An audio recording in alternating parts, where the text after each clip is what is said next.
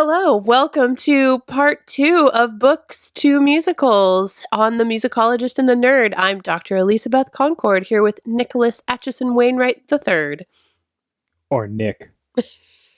That is a little bit easier. It's less of a mouthful. Okay, we're going to start off with me. I'm going to talk about the color purple. So is it actually purple? You know, it's funny, they don't really talk about purple a whole lot in this book. I was looking up where that comes from, where the name comes from, and now, of course, I'm going to have a hard time finding it.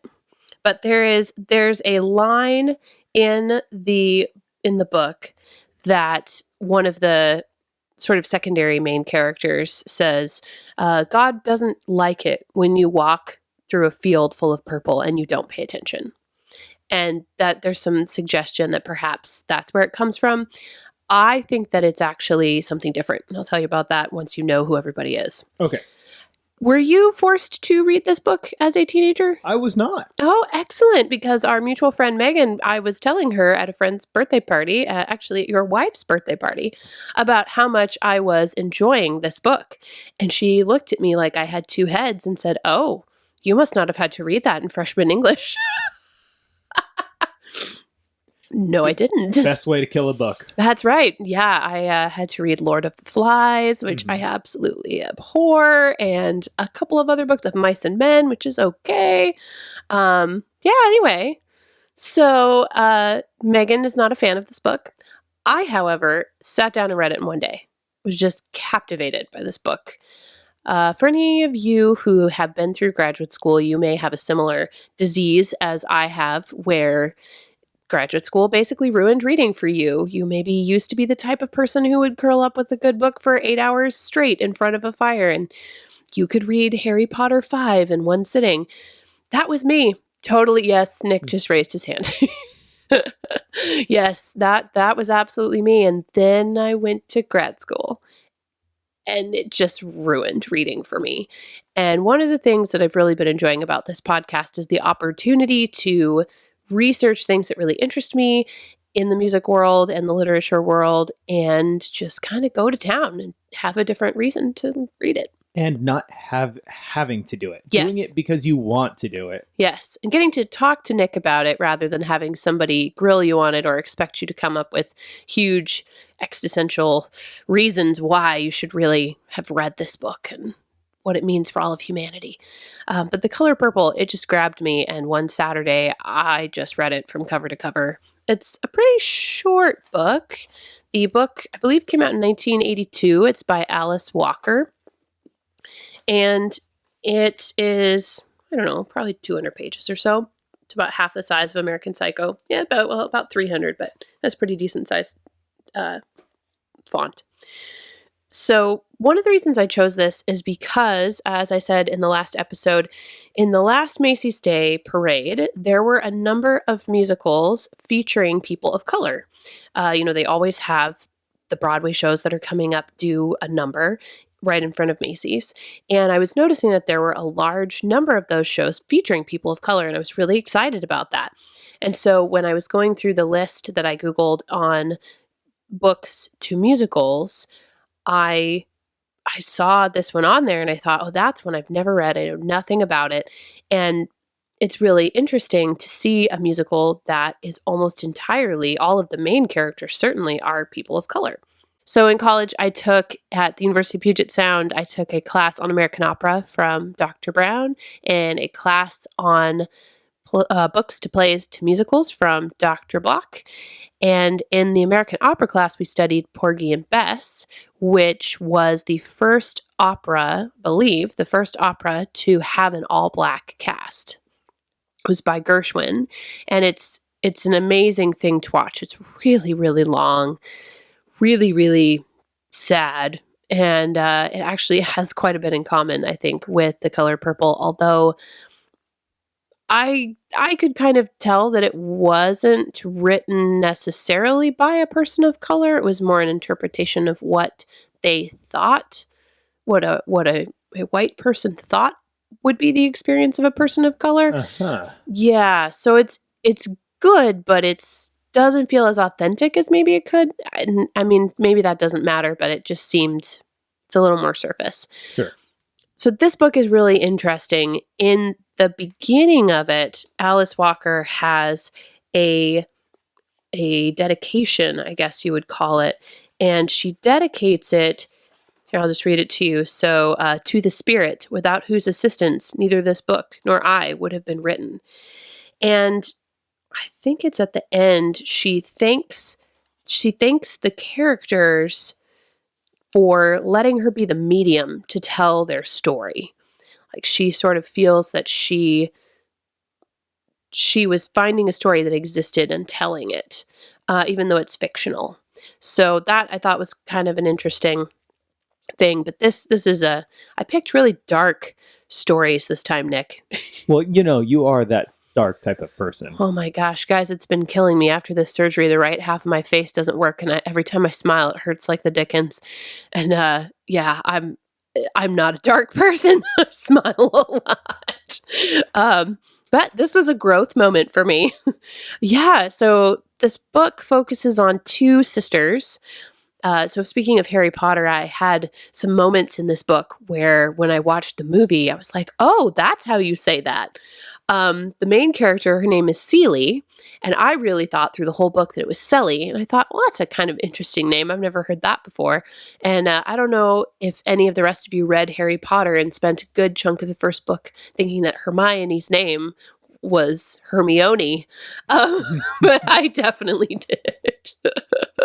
The other one was one of the main characters is named Shug Avery, like sugar, but it's spelled Shug. And so I totally thought her name was Shug all the way through and was trying to figure out the logic of that until one of the men in the book says, "You're sweet as sugar." I was like, oh. Yeah, I had that same problem with Hunger Games. Oh, and, yes. Cinna, I always thought was like, kinda. Uh-huh. Kinda, yeah. Kind of weird. And then I saw the movie like, oh, Cinna. It's like, I know Akina, but kinda, that's weird. Like, I kinda want to? Yeah. That's just weird. Yeah. Well, that was definitely the case with this. And this book is the story of two sisters, Celie and Nettie. And they are growing up in the South, two Black women growing up in the South at the turn of the last century. Abject poverty in Georgia, really awful situation. Their mother is very, very ill and is kind of perpetually dying through their teenage years. And at one point, Celie, actually at 2 points, Celie is raped by her father and becomes pregnant, has two different children, which she thinks he has taken into the woods and killed. But he actually has not. But she thinks that that's the case. Eventually, he marries her off to a man who is very cruel and who beats her and forces her to work and to care for his children, who actually throw rocks at her head and injure her and are just terrible to her. And she has this really, really hard life. So one of the big early cruxes in the book is that her sister comes to live with them, and her husband, Celie's husband, tries to rape her sister. And so her sister runs away and ends up becoming a missionary and going to Africa. So the first half of the book is really about Celie and her life and all of the hardships that she went through. And the second half of the book is how Nettie comes back into her life and tells her story of being a missionary in Africa. So it's really gripping. You don't want to put it down. And the way that the book is structured is letters. And so Celie writes letters to God because she thinks her sister is dead and everyone that she loves is, no one loves her. The only person who loves her is God. So she writes these letters to God, and then Nettie writes her letters to Celie. Okay, that's a cool way of going about telling the story. It's very personal. Yeah. Yeah, it's very personal, and she says things to God, and Nettie says things to Celie that you wouldn't, if you were like telling this story to your grandchildren, or if a narrator was telling the story about these people, it would be odd if they told it in that way. Mm-hmm. So deeply personal. So there are lots of characters in this book that demonstrate many of the problems with the Jim Crow South and the difference between white and black and all the poverty. There's a lot of jazz. There's a lot of singing. Celie's husband, his name, he's really unnamed in the book. He's just called Mr. And he had an affair with a woman named Shug Avery. And Shug Avery was from their town, but then she went off to become this big kind of famous singer. And at some point, she gets really sick. I think that she either poisons herself with alcohol or becomes a drug addict of some kind. It's not really clear. Okay. But she comes back and she lives in their house and resumes her affair with Celie's husband, like just very blatantly. But what ends up happening is she and Celie fall in love and have a relationship. And so she's sort of this like thing that can bring Celie and her husband together because they both really love her. And so Mr., like I said, is very cruel after he throws Nettie out of their house when she won't sleep with him. He hides all the letters that she writes to Celie. And so Celie thinks that her sister is dead for like 20 years. Wow. Yeah, she thinks her sister's dead because her sister said the only thing that will separate me from you is death. And then nothing. Just gone. So the first half of the book deals with that and the relationships between Celie and her stepchildren and her stepson's wife, who starts off as this woman who will not be beaten. She will not be raped. She will, she is her own woman. And then she makes the mistake of standing up to a white person and gets sent to jail where she's basically beaten every day and just becomes really submissive and basically a slave. Dang. It's great. So there's that part of the book. And then the second part talks about how Nettie joined up with these two missionaries who were supposed to go to Africa with another woman who ended up getting married, so she couldn't go. And they have their two children with them who happen to look a lot like Nettie. Like a lot like Nettie. And Nettie's thinking, these are probably my niece and nephew. Yes, and indeed, her father had sold the children to these missionaries who were unable to have their own kids. Okay. Yeah. And they raised them. They loved them. They had a wonderful life. They moved them to Africa, and they were missionaries there for a long time, like 20 years, before a road was built through the forest. And they knocked down the whole village to put this road through for trade. And so then it's sort of the story when by the time that Nettie is writing to Celie, she has married the male missionary because his wife died. And this village has been demolished and they're going to be coming back. And so the story ends with Celie inheriting their father's house, starting her own business, sewing pants, of all things. I think it's a good illustration of her freedom, right? Suddenly she's wearing the pants in the relationship. Okay, yeah. Yep. She leaves her husband. She moves in with Shug Avery. And she just basically gets control of her life. And then her sister comes back to her with her children, who she has thought they were all dead. So yeah, that's the basic story. A good, well-rounded, wholesome story. But like American Psycho, it's very harsh. There are, it's really harsh. The men are awful for the most part in this book. And the women endure a lot of abuse and a lot of hard work, a lot of poverty. Racial tensions are high. It's pretty hard to read from that standpoint, but you're so absorbed in it, you kind of can't put it down. This book has had some controversy to it, like American Psycho did. I think I forgot to say this, but in Australia, American Psycho is sold shrink-wrapped. Really? Yes, because it is rated R18. So you cannot read this book. You can't be sold this book unless you're over 18. And certain libraries will not check it out to you unless you're over 18. American Psycho, that is. I didn't even know that was a thing. I didn't either until I was reading about it this morning. The Color Purple didn't have that same problem, but a lot of people point out that it's sort of the extreme opposite. Like, it shows misogynistic tendencies of the men, but to the point where people felt that it hyped up the stereotype of the violent black man rather than, they felt it was bad. They felt that it poorly showed black men. It was a black mark on so black it men. Kind of it was resembling all black men versus one guy who was just insane. Yeah. So yeah, it was creating this new norm. Exactly. Instead of the one guy who's outside of the norm and being this horrible, violent person, it was perpetuating this stereotype. I don't know. That kind of made me feel interesting because I think that this was a reality for a lot of women, particularly at this time. The main bulk of it takes place in the 1930s. Mm-hmm. And that was their life. They were abused. They were thought of as property. They were not educated.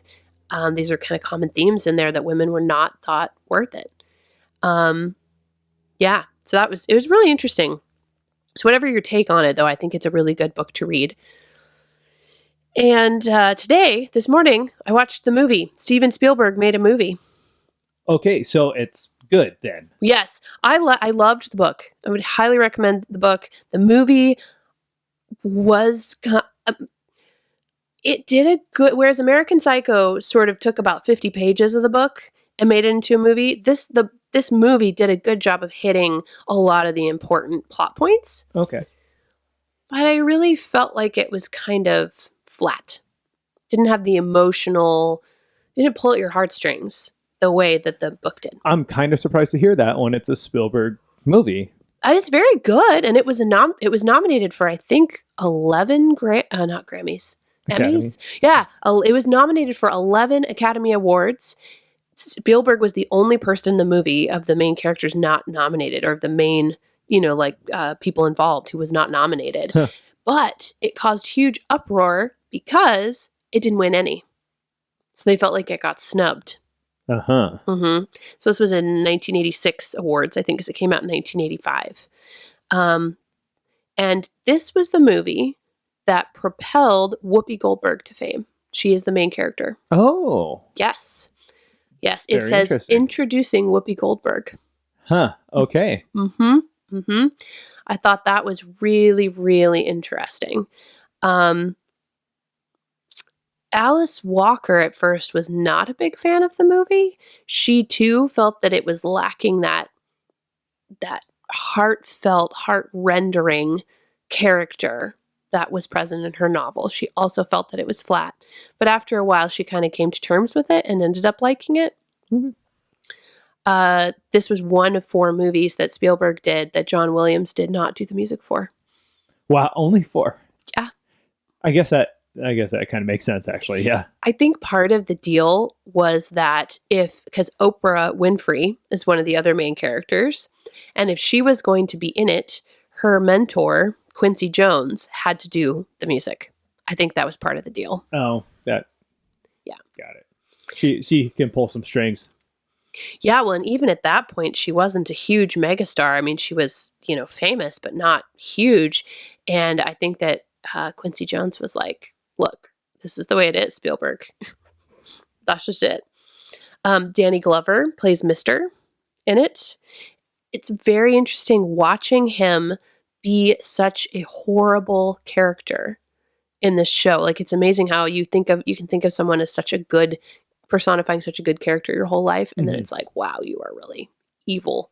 Yeah. Yeah. Yeah, so I recommend people watch the movie, but it wasn't like earth-shattering or anything. It's fine. I do think that Whoopi Goldberg should have won Best Leading Actress. That absolutely was not right. She did a fantastic job. She just became this woman, and she had to age over, they had a different actress for her as a teenager, but she, probably aged 20, 30 years in the show and did it beautifully. From being this really young, kind of shy, abused woman to really coming into her own. And yeah, it was great to see. Okay. And the movie wasn't a musical, right? No, it was just a movie. It was not a musical. Yeah, it was not a musical. So watched that this morning, and then the musical is stunning. Have you heard any parts of this musical at all? I did not even know it was a musical. It is gorgeous, and we will link, I believe it's the 2015 cast revival down below. The original musical came out in, hang on, bringing it up here. So the book came out in 1982. The book came out in 1982. The movie came out in 1985, and the musical 2005. Okay, the book came out in 1982. The book came out in 1982. The movie in 1985, and the musical in 2005. But then it had a revival in the mid 2010s. And so I watched, I believe, the Broadway revival from 2015 on YouTube. It's just stunning. It's just stunning. I mean, again, it's a snapshot of the book.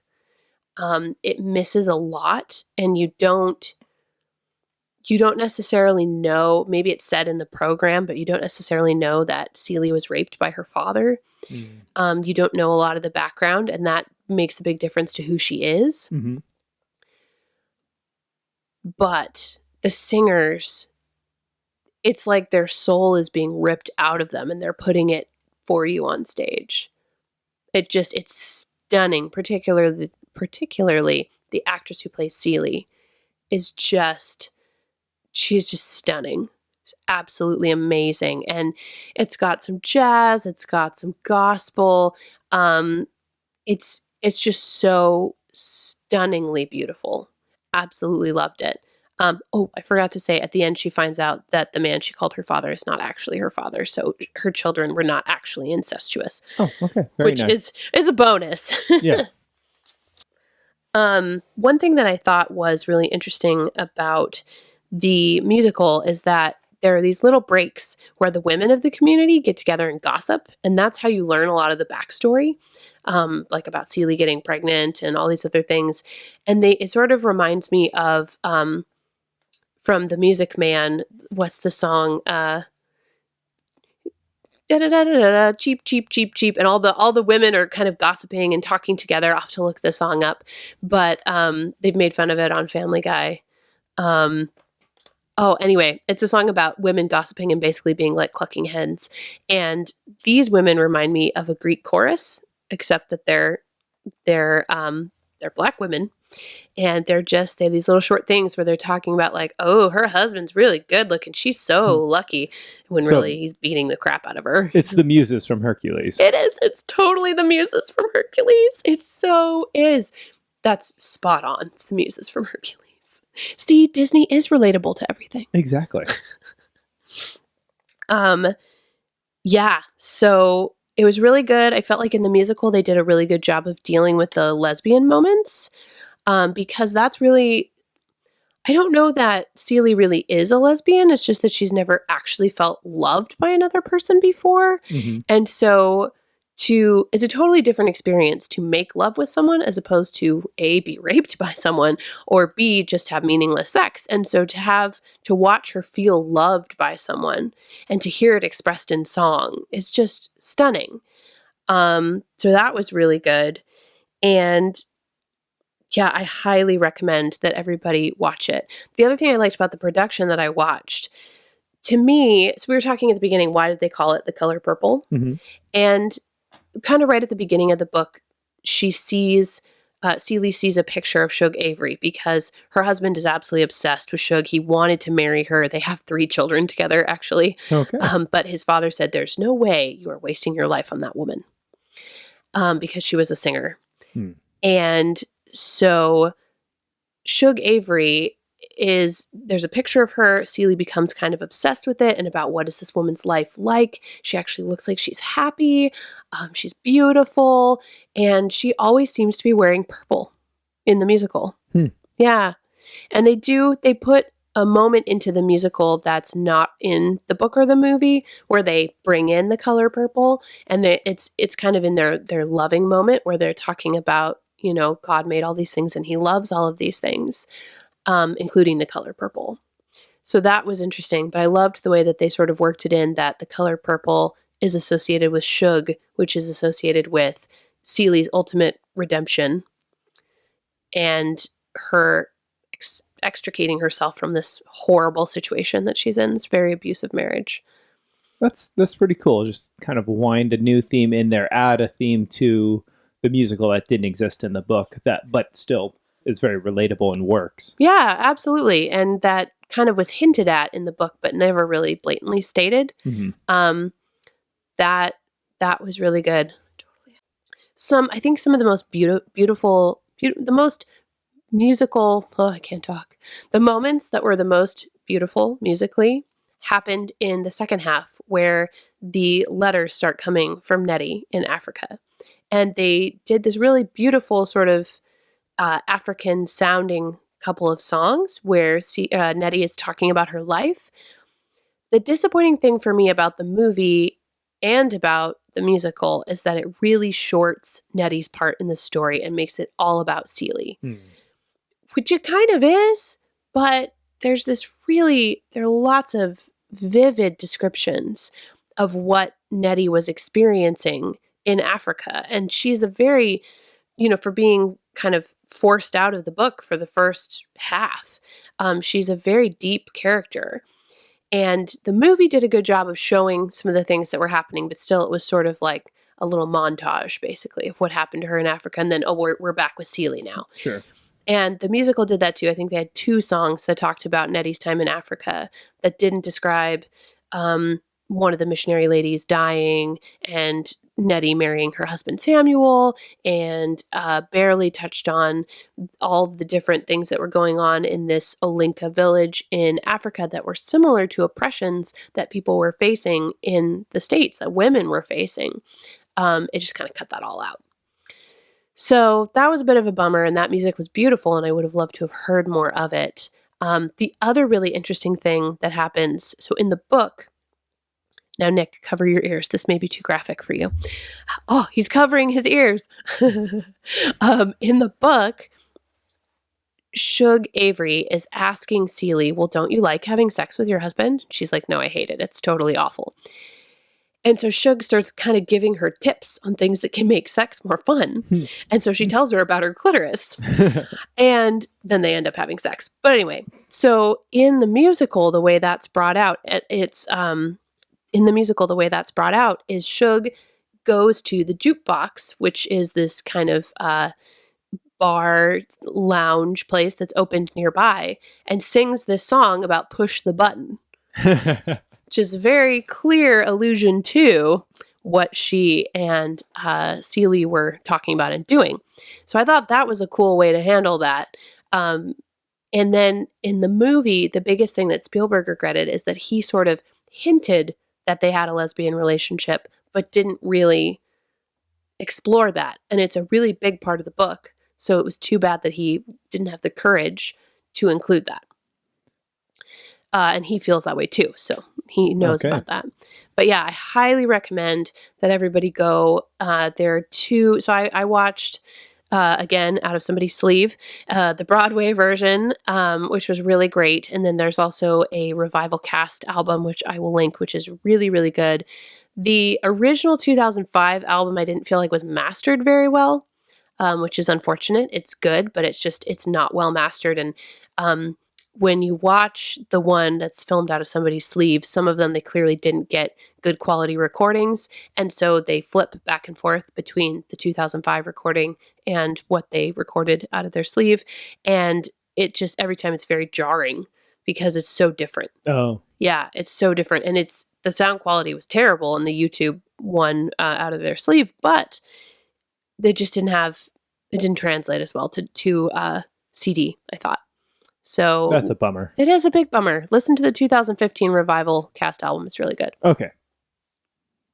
Do it. You're going to do it. I'm going to do it. I have a huge list of things to listen to, though. We're going to have to take a whole year off from our podcast just to listen to the list we've generated during our podcast. Right, yeah. Just take a break, listen to music nonstop, and then our spouses will hate us. Yes. I made Nate watch American Psycho with me over the weekend here. And he was like, wow, I remember liking that movie a whole lot better when I was a teenager. No, he's like, it's not that good.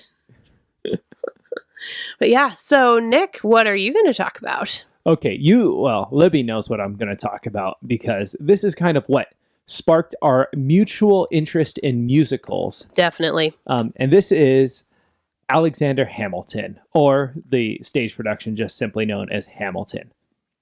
So the book was written by Ron Chernow, and I don't know what Ron Chernow looks like, but I have a feeling he's like this old gray-haired guy that just kind of lives in libraries looking up historical facts and writing autobiographies about people. Like, you think he kind of looks like David McCullough, Sure. basically? Yeah, exactly. I'm going to look him up. I'm going to find out. Yeah, because Ron Chernow turns out biographies of historical figures, and they are very well written. So Alexander Hamilton was the first Secretary of the Treasury, grew up in the Caribbean in Nevis, I believe. He moved to the U.S. when he was young after his father abandoned him. His mother died. He lived with a cousin. They died. He worked for a clerk, and they thought he was pretty smart, so they funded his trip.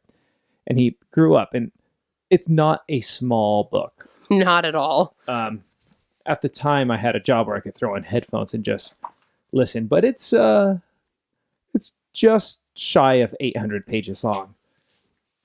Small font, and it's a large book. Yeah, it's hefty. I could knock someone out with it if I really wanted to, but it is engrossing.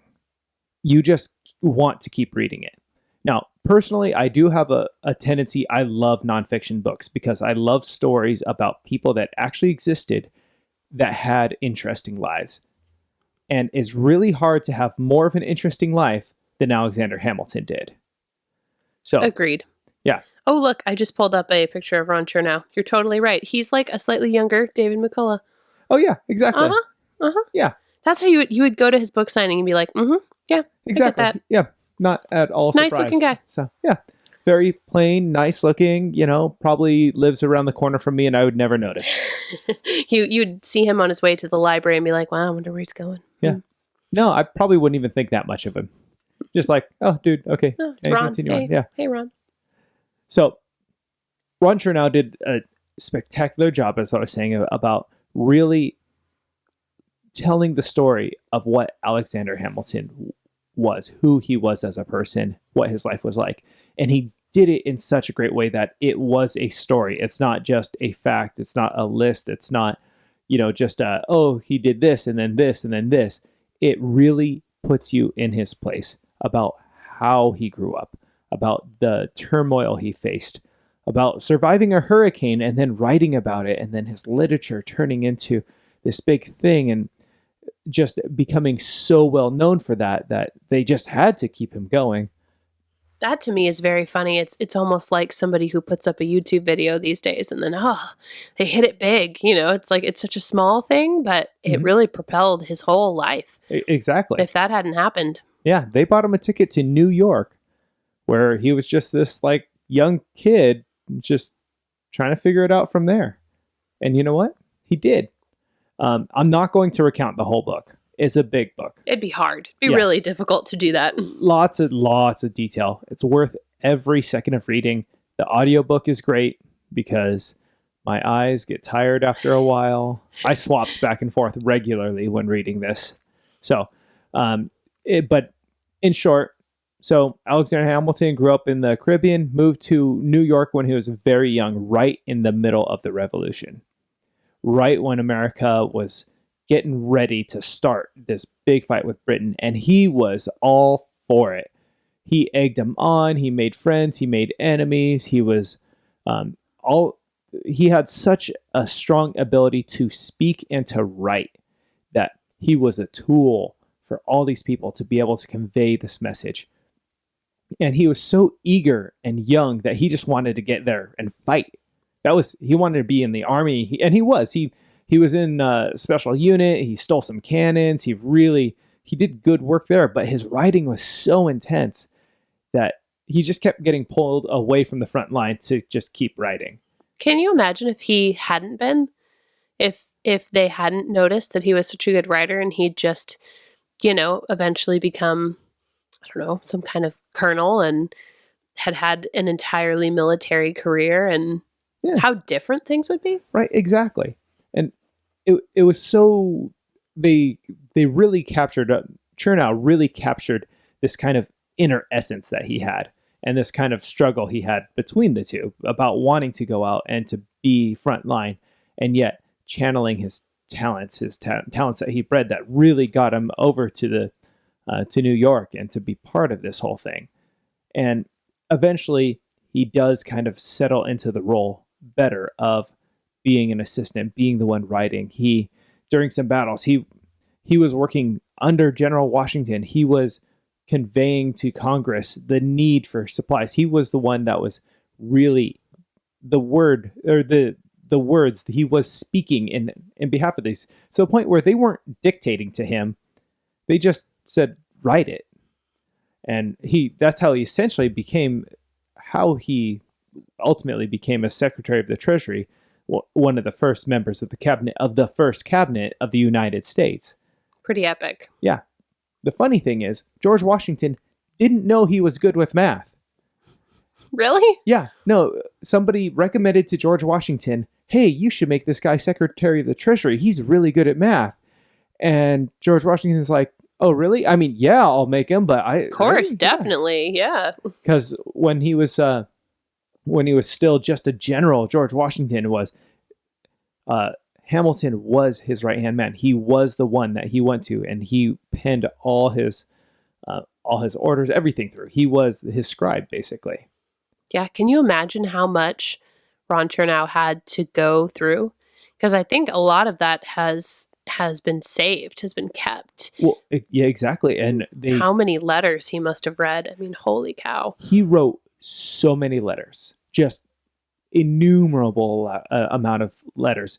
And Ron Chernow, I know, went through a lot of them, especially to his wife Eliza when they were courting, and through all their time just telling the story and showing how they slowly built their relationship and how he convinced her, basically, this was the way to go. Now, not an easy task. He was basically a street urchin. A parentless street urchin. Exactly. And she was from a really well-off family in upstate New York. So there was a whole different, demographic going on there. He was fighting his way up there, but he was so well-spoken that he could fit in with any crowd. Almost. I was going to say fit in or stand out from any crowd. Yeah. A lot of people did make fun of him because apparently it was kind of an old money, new money type of thing. He came in and he just really overdid it. So old money type people, they were like, yeah, no, he's way too pompous, way too much powder in his hair, way overdoing it. Look at that cravat. Oh my gosh. Yes, exactly. Yeah. So definitely wasn't loved by everybody. He definitely had his enemies. And throughout the story, throughout the book, it shows that he meets and eventually makes enemy Aaron Burr. It's somebody that he encounters through a good chunk of his life and is basically just a political enemy. On the personal level, they seem to get along all right, but politically, they're very different. And they're kind of meet each other at every corner. So it builds to a breaking point where Aaron Burr is running for president, and it's a tie, which I guess at that point with the delegates and everything, it's more likely to be a tie. And when it's a tie, I believe it's up to the House then to break the tie. And Alexander Hamilton, having been in politics for a very long time at that point, was a very influential person in the government, and he was able to kind of help sway the House one way or the other. And when they were inquiring with him, he said, yeah, I don't trust Aaron Burr as far as I can throw him. And it went... I disagree with most things with Jefferson, but I don't know where Burr stands. Exactly. That's exactly it. And Aaron Burr was kind of ticked. And now he was vice president, because that was a thing. Whoever thought the loser being vice president would be an awful idea. This is one of the cool things. Aaron Burr writes him a letter saying, you have insulted me to the very being. You're a scallywag, you're a scoundrel, and you're a dishonor. And Alexander Hamilton's response is, You gotta be more specific here. Which insult are you talking about? What, Here's a list of 39 insults that I have given to you over our lifetime. Literally listed them out for him. Yeah, that was pretty funny. Yeah. So, official challenge, they went out, they dueled. At the time, it was kind of a civilized man's duel, where basically they go out, they pull up their guns, they shoot into the air, and they call it good. But Hamilton was getting a little old at this point. So he threw on his glasses, he's looking at, just trying to figure out how to use this gun. He hadn't used a gun since the war, a long time. And so he's fiddling around with it, and Burr's getting nervous. Burr wasn't very good in the army, and Alexander Hamilton that was pretty skilled. So he's got his glasses on, he's got the trigger he's fiddling around with. So 1, 2, 3, boom, shoots him right, I believe, into the shoulder. Long story short, Hamilton dies. Now, there are so many details I just breezed over. Remember, this is an 800-page book. 800 pages in one 5-minute synopsis. Exactly. The super abridged version. So many little details, like he happened to die at the same place his son was shot in a duel. Yep. But one of the best ways of actually summarizing this is the play, the musical. And I'm going to say now that the musical skims over so many details and it changes a couple of big things. But it still is such a good portrayal, and it's an amazing musical on its own. I think we've kind of established today that there's no way that you can fit the entire book into the musical unless you are Wagner and have 4 4-hour sections. Yeah. That seems to be the overarching theme. Yeah, and then, I probably wouldn't even keep our interest so well. No, that's right. That's right. So, the musical is written by Lin-Manuel Miranda. Woo! Yeah. Amazing composer. He's this wasn't his first one. He also wrote Into the Heights, which got a bunch of Tony Awards. Coming out as a movie soon. Look for that. Yes. And Hamilton if you don't know about Hamilton, there's something...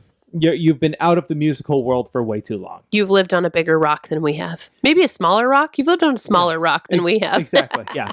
And this is actually what propelled me back into music, or into musicals specifically, was that this came out and the soundtrack was everywhere.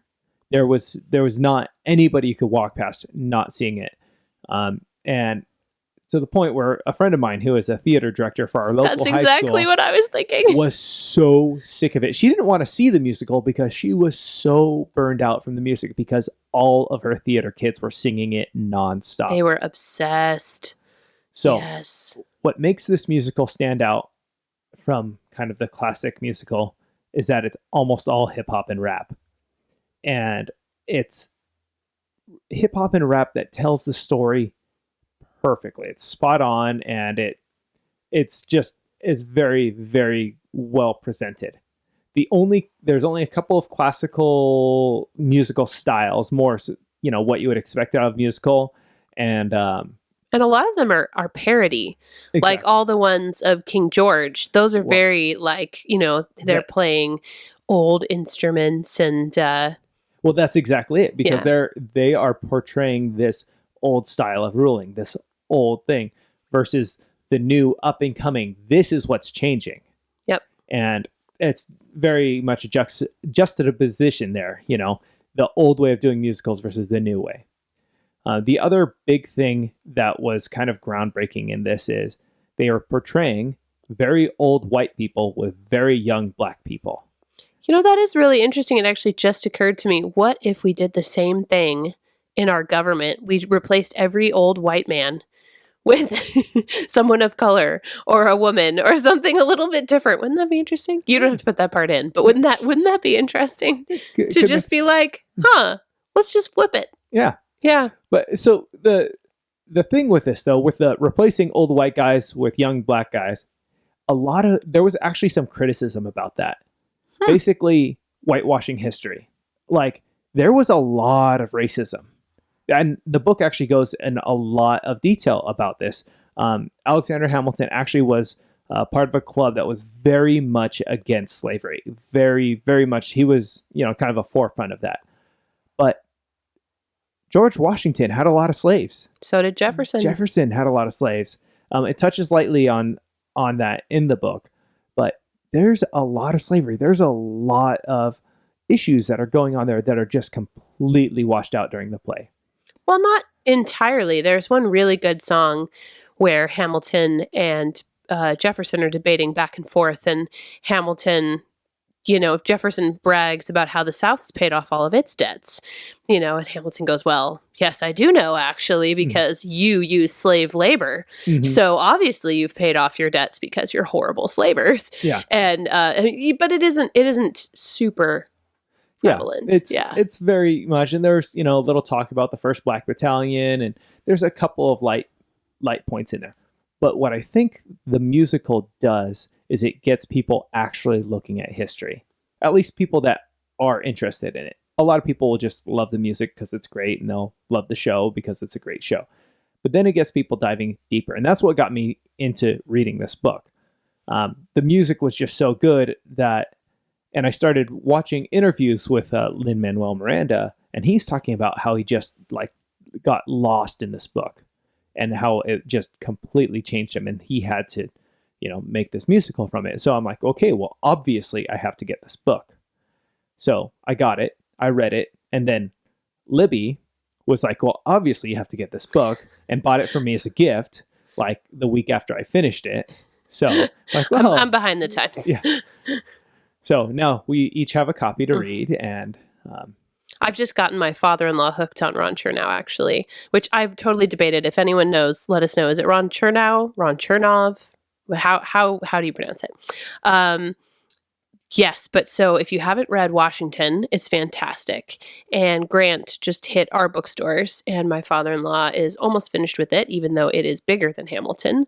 And he says it's a really fantastic book. So check out some other Ron Chernow books. They're just amazing. I do have Washington. I've gotten maybe 50 pages into it. It's great, except everyone keeps throwing other books at me that are easier and faster to read. Oops. Yeah. Now, I'm not going to say that I love every single song out of Hamilton, but there's hardly a song that I don't just absolutely love. I like the mechanics of the dueling song, and I like how it relates to a lot of different parts, when Hamilton is dueling and his son is dueling, and I like that about it, but it's not one that I pull out and listen to repeatedly. Mm-hmm. And I could totally see where my friend Jenny got burnt out with these, because at a certain point, the theme, Alexander Hamilton, the first song ever, it plays into so many other songs. Mm-hmm. Yeah. And I'm done. I'm done with it for a little while. I take breaks, but there are so many others that tell the story, or that are so deep into the story, really.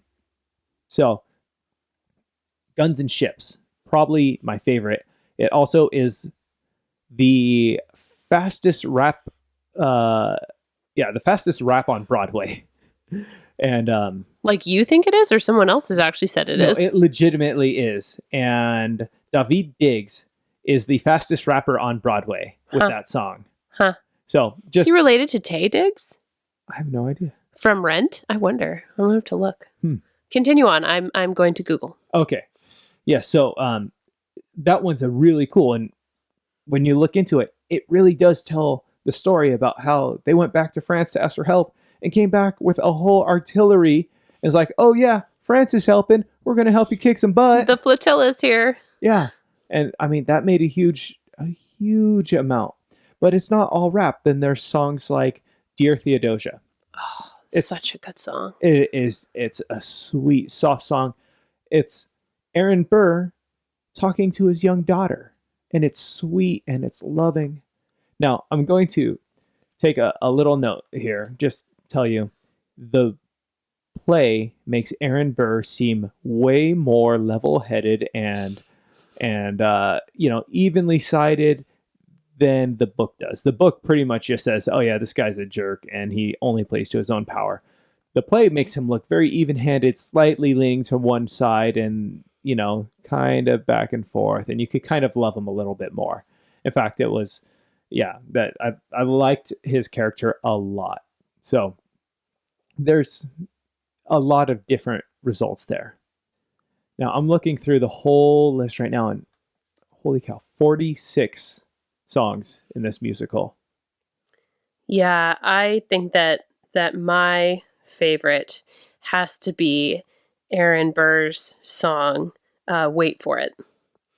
That one, that is just my absolute favorite. That and of course, the story of tonight, which it is okay in this, but then when combined with Found Tonight from Evan Hansen, is amazing. Oh yeah, Amazing. And I love Satisfied.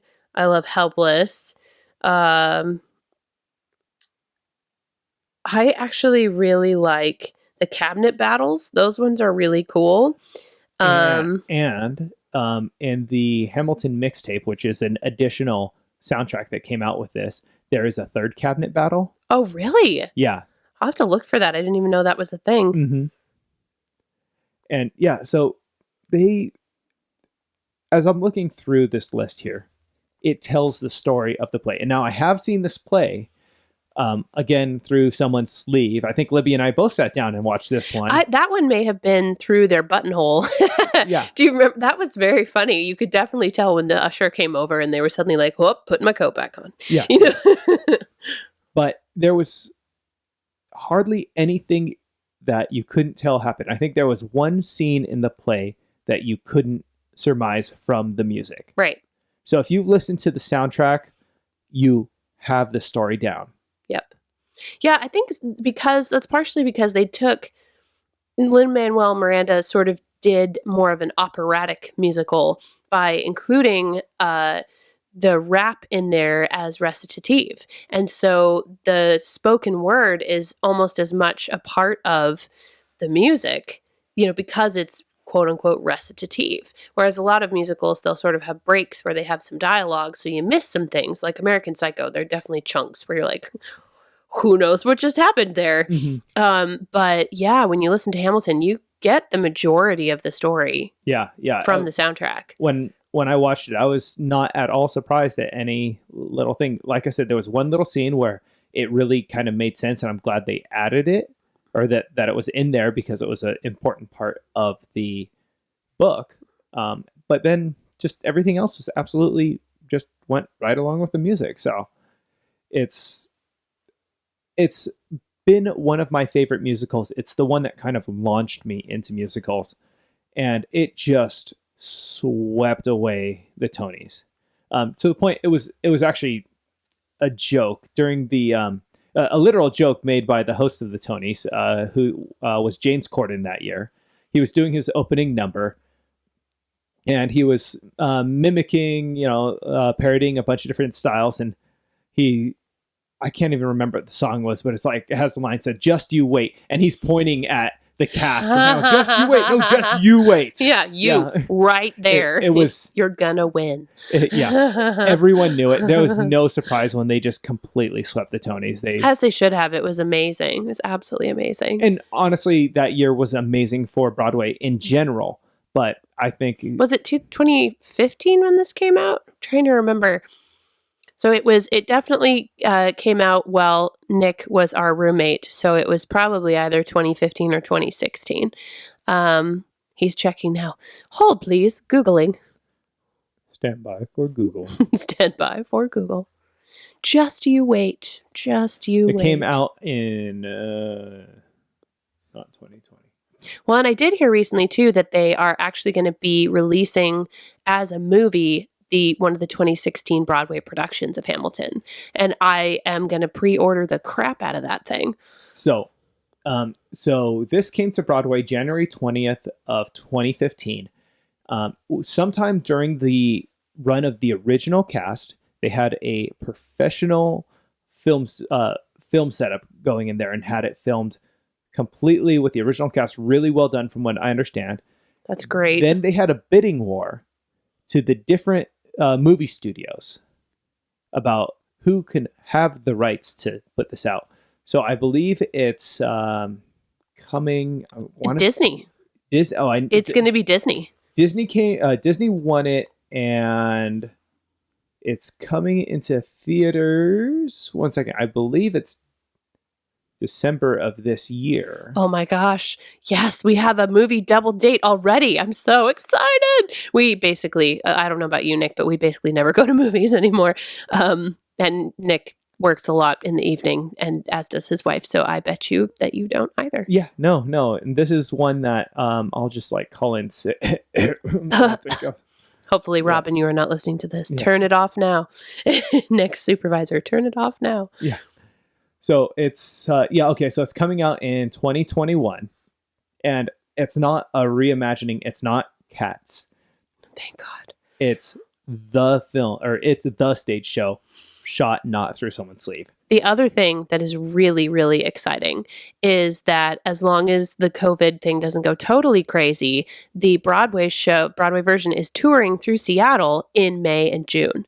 So let us all hope that all this craziness is over by then, because I think both of us should drag our spouses to see it. Absolutely. And if anyone's feeling especially charitable, just, feel free to message us. Let us know where you want to send the tickets. And, that's right. Do we have a Patreon now? We do. It's not released yet, but we do have one. We're working on it. Yeah. We'll get so if anyone wants to buy us tickets, that would be fab. Yeah, absolutely. That'd be so great. So, yeah, so great. I don't know if you can tell, but we're recording this without the help of a lot of professionals. We're literally sitting in my spare bedroom with a couple of cheap microphones and removed all the instruments off my wall, so it's not too echoey. The occasional cat and dog. Yeah. I try to edit those out. I do all the editing myself. So yes, he does.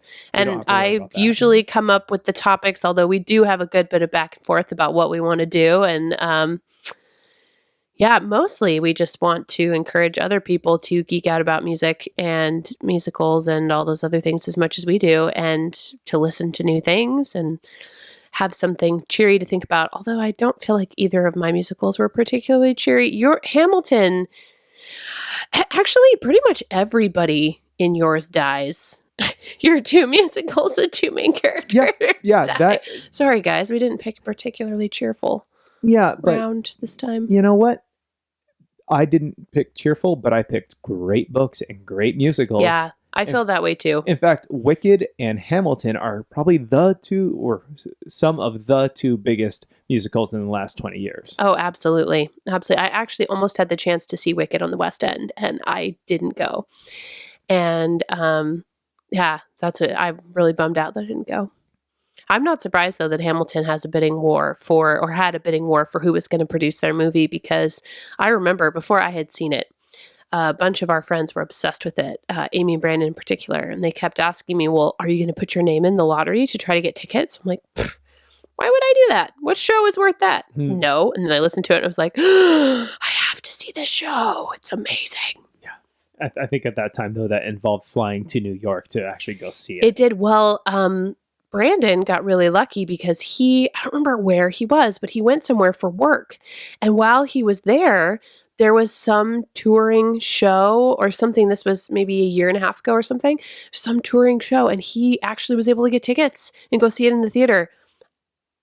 I mean, amazing. Because I don't think he was in New York. I think he was in like California or something. It's been touring for a few years now, so I'm not surprised. But I mean, they were expensive tickets, but he said they were absolutely worth it.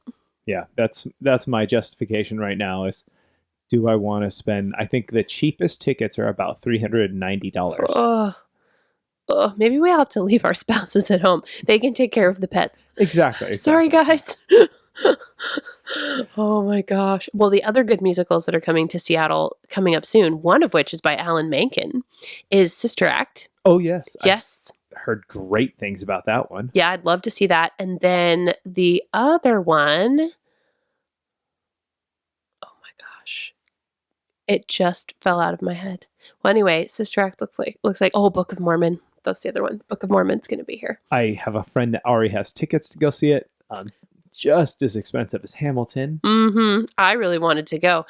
Book of Mormon is performing at the same time that our musical, Mamma Mia, here at our local community theater is supposed to be happening. However, rehearsals for that were just postponed until at least the end of April, and it was supposed to open in the beginning of May. So stay tuned.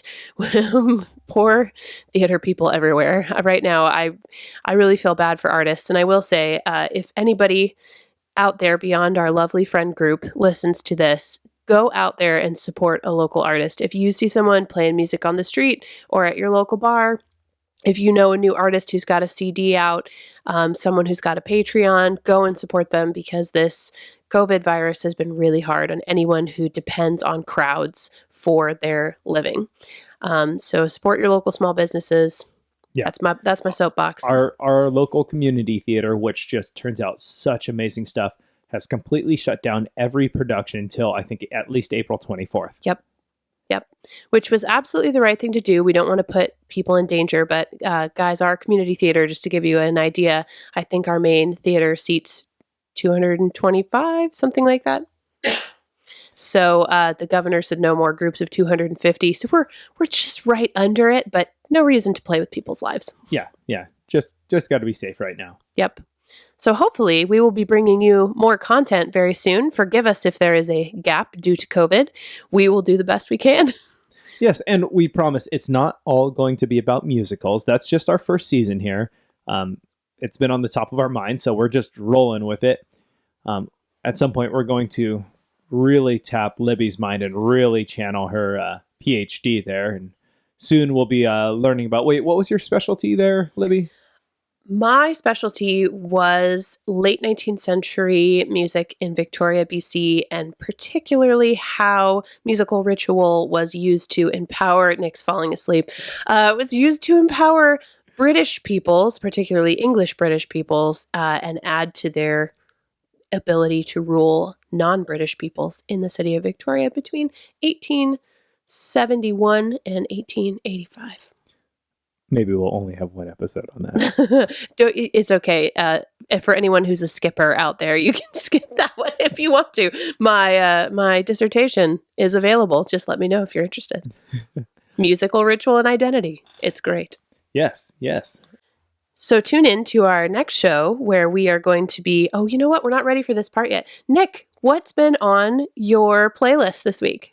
Okay, so this has been an interesting week for me.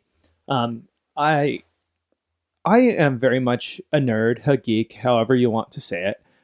No one in my life is surprised by this. And the way I explained it to my coworkers the other day is that I'm a well-rounded geek. And again, they were in no way surprised when I said this, because instead of just listening to music nonstop, which I do, I decided to try to make some music, which is interesting. I've never actually composed music. I wouldn't call this composing. This was literally, I started with one instrument, I recorded something, I started looping that, and then I added another one, and I'm now 13 tracks in. And it's I think it's very fun, but it makes me think of Queen. See which Queen song, when you listen to it, you think of. See if you're with me on this. Okay, yeah. And let me know what you think, because I actually don't know what she's talking about at this point. It's a fun one. I'll tell you next time after you've listened. Let's have some comments. Which Queen song do you think you could sing over the top of this track? Okay, so Libby actually suggested it, so I'm going to attach a clip of it, and I'm not done with the track, but I'm going to attach a clip of this track as my listening for the week, and just let me know what you think. If I should change anything, if it should get better, whatever. And it's such an interesting learning process for me. If it needs to have more instruments. When Libby walked into my office today, there was at least 8 instruments strewn about, because I was switching from one to another, trying different ones. Now, I don't proficiently play many instruments, but I could eke out. I had 6 different, fingering charts and chord charts out in front of me. So, well, and when you're doing it individually and then recording it, that's great because you can get just the sound that you want. Exactly. Right? It's the trombone. I needed 2 notes on the trombone. You can do that. Oh, yeah, that's a fun story. How'd you wake your wife up this morning, Nick? Hey, a little reveille at, it was 8. It wasn't that early. A little reveille on a trombone. Yeah. I heard even your cat was horribly displeased. But it has such a better tone than a trumpet. Although I did have my trumpet out as well. Yeah, well, you have to have variety. Variety's the spice of life. Exactly. A few stringed instruments, a few wind instruments, a few percussion instruments. It was a good variety. Your poor wife. Well, this week on my listening thing, other than the musicals that I was studying, I have been trying really hard to focus on my work. And so while I've been plugging away at Invoices, I've been listening to different soundtracks from Jane Austen movies. So the Keira Knightley Pride and Prejudice, and the Sense and Sensibility with Kate Winslet and Emma Thompson. The Sense and Sensibility soundtrack with Kate Winslet and Emma Thompson, from that movie. And then I've been listening to the soundtrack from the Tolkien biopic. So those are the ones that I've been listening to, in addition to some fun podcasts about knitting, particularly the Knit Picks podcast, which I highly recommend. Yes, so tune in next time. We're going to be talking about our favorite Broadway covers and cover artists. So here it is, Nick's compilation composition just for you. Enjoy. Bye.